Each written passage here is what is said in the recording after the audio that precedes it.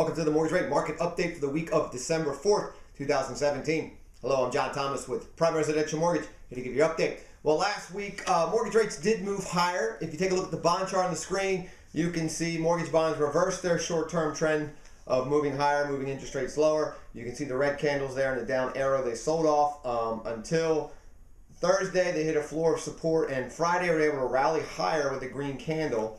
So rates did end the week a little bit better than they had been trading during the week. But the big news is the Senate passed their version of the tax bill. House had previously passed theirs. Now they need to reconcile those, and then they can go to the president for signature. That is bad news for mortgage bonds. The stock market had rallied on Thursday, which shot bonds down lower, move rates higher, and it probably would have continued on Friday, but there was a report that Michael Flynn is going to testify against President Trump.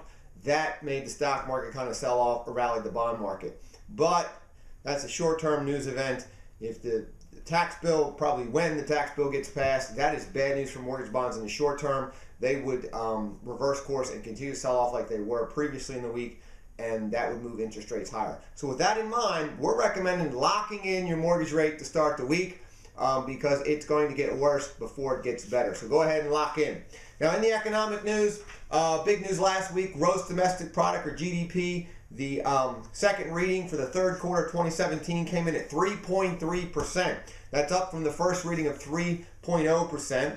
Now, if you remember, the first quarter GDP came in at 1.2%, not good. Second quarter jumped up to 3.1%, and now the third quarter we're at 3.3%. So GDP, or a broad measure of the U.S. economic activity, is trending in the right direction. So that is good news there. Now, the third quarter of 3.3 was the best GDP reading since the third quarter of 2014. So strong economics on the surface there. Then inflation continues to remain very tame. The personal consumption expenditure, the PCE, which is the Fed's favorite measure of inflation, was up 0.2% from September, and year over year, the core PCE is only trending 1.4%.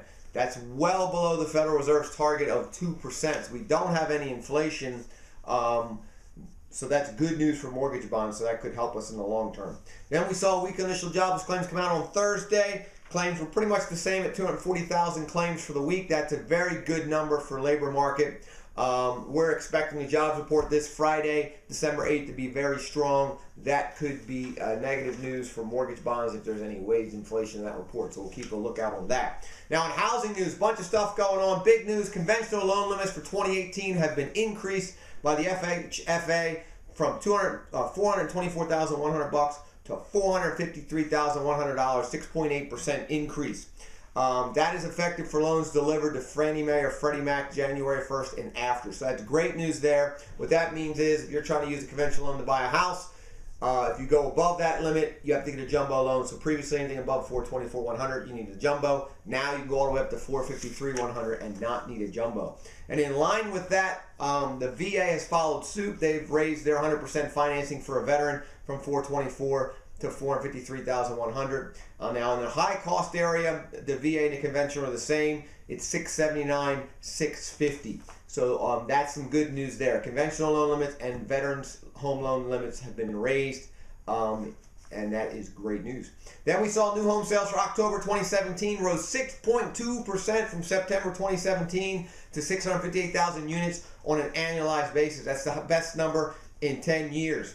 Now, new home sales were up 18.7% year over year. Nationally, there's only a 4.9 month supply of new homes for sale. That's below the sweet spot of 6 months. That means it's a seller market for the builder. The builder's in control because there's not enough new home inventory. So the longer you wait, the higher the price is going to be.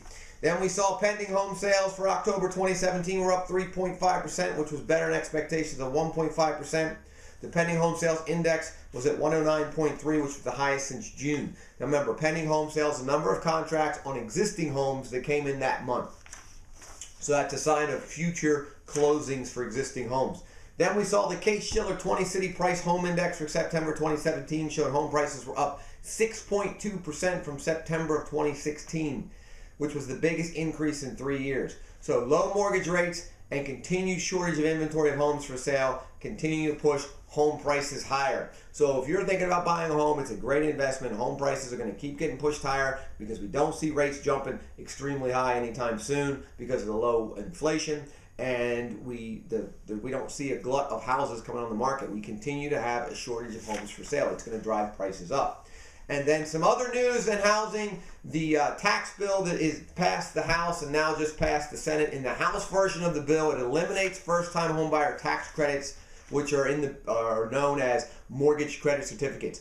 If the House version of the bill stays, mortgage credit certificates are eliminated effective December 31st, 2017. That means you will no longer be able to take advantage of the first-time homebuyer tax credit when you purchase a home. If you currently have a mortgage credit certificate, you are grandfathered in, except if you refinance. You cannot get it transferred to the new loan, because when it gets transferred, they issue a new tax credit certificate, and there is no more. So if you have one, you can't refinance if you want to keep the mortgage credit certificate if the tax bill passes. Still time to contact your senator if you want that removed. The Senate version of the bill does not have it, but the House does. So we'll keep you updated on that. And then in the local news, the next first-time homebuyer seminar is this Saturday, December 9th. From 10 a.m. to noon in Dover at the Dover Hilton Garden Inn on Route 13. And then the next one in Newark is Saturday, December 16th from 10 a.m. to noon at the Christiana Hilton Hotel. You can register for either one of those events. Give us a call in the office, 302-703-0727, or online, www.delawarehomebuyerseminar.com. Look forward to seeing you guys next week.